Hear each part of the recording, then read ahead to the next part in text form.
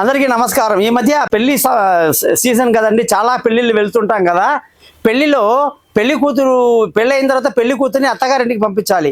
పంపించడానికి నన్ను జాతకంలో ముహూర్తాలు అడుగుతారు.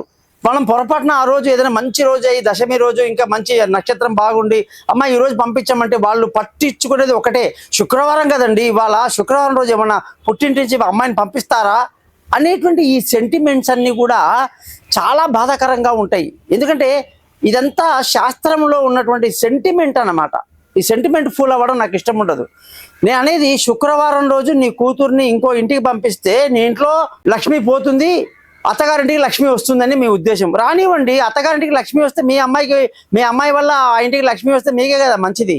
మీ కొంపలు పెట్టుకుని ఏం చేస్తారు? ఆల్రెడీ 20 ఏళ్ళు సాకారు, 22 ఏళ్ళు 25 ఏళ్ళు మీరు పెంచి పోషించారు. ఇక ఆమె లవ్ చేసి పెళ్లి చేసుకుంటుందా ఇంకేమన్నా చేసుకుంటుందా మనకు తెలియదు. అదృష్టం బాగుండి మనం పెళ్లి చేసాం.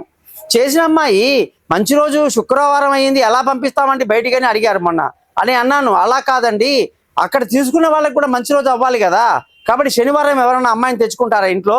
కాబట్టి శుక్రవారం పంపడం అనేది సెంటిమెంట్గా మీరు అది ఆలోచిస్తున్నారు, కానీ ఖచ్చితంగా పంపడం మంచిది. అమ్మాయి బాగుంటుంది.